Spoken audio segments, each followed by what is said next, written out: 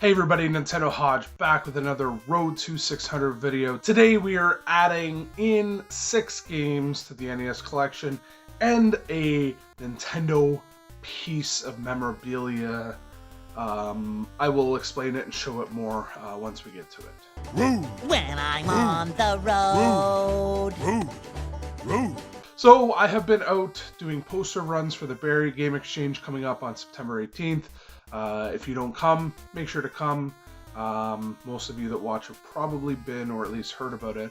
But if you haven't, please check it out.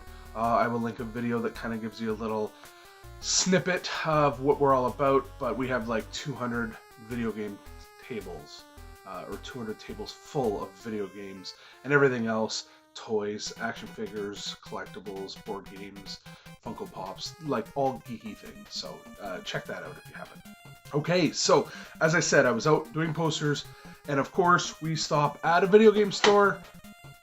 Big shout out to the Retro Game Bros. If you've never been to their store, go check it out. They have an awesome selection of games in there, and I was able to add 3 to the collection from them. Start with Side Pocket. Average pool game. It's kind of fun. I'm not very good at it, but it is a Data East game. Championship Bowling. I actually didn't mind this one. It took me a little bit to get the controls down on your like angles and speed and stuff like that to try to get strikes, but I got it figured out. And the last one, a Koei game, Genghis Khan. Yeah, I like these type of games, but I don't like these type of games. Strategy, lots of words on the screen, and assigning resources and armies and stuff like that. I know future games that made it a lot more flashier, where back then they couldn't do as much. But still, decent game. And on our rounds, we went to the 400 Market and hooked up with Ryan Gino at his booth at the 400 Market. Put some posters up there.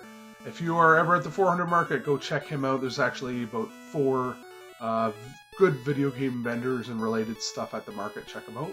But from Ryan, I was able to grab Pictionary. For some reason, this is one that I had not grabbed before.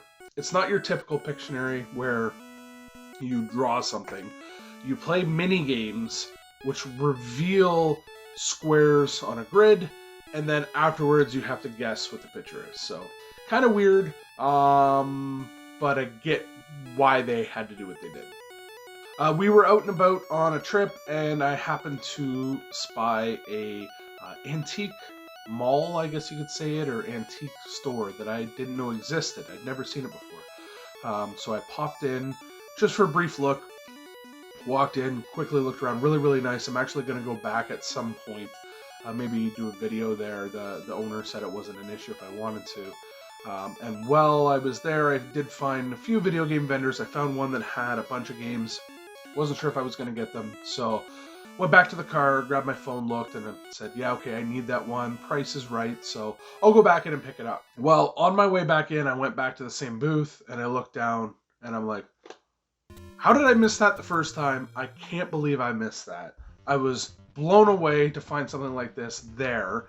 I'll show you the game first. So the game first is Bigfoot. This one's eluded me for a while. I've had a couple people that have had it, tried to get it for a lower price. They passed. So I didn't pick it up until just now.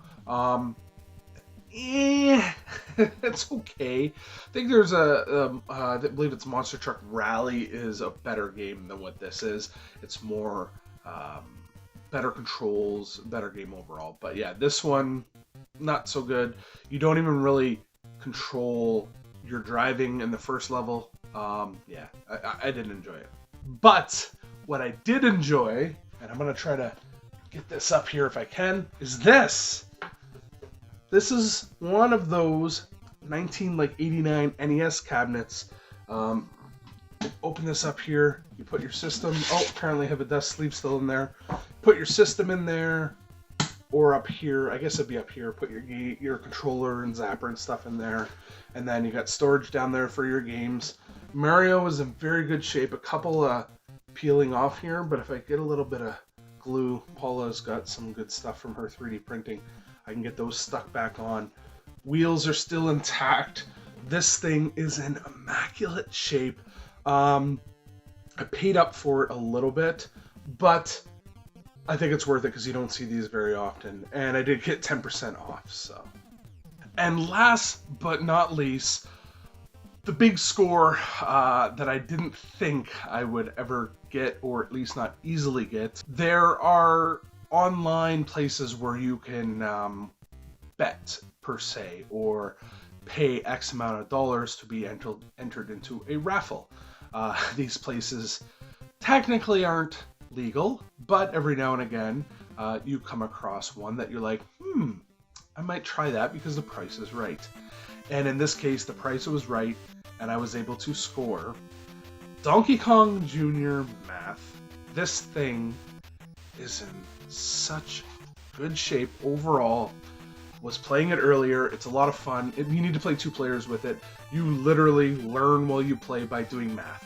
It'll throw up a number of 77, and you need to try to reach that number before your opponent.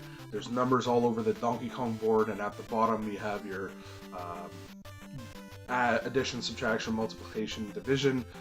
So just try to take 2 numbers, get it to a higher number, and then either add more to it, subtract, divide, whatever it takes to get there.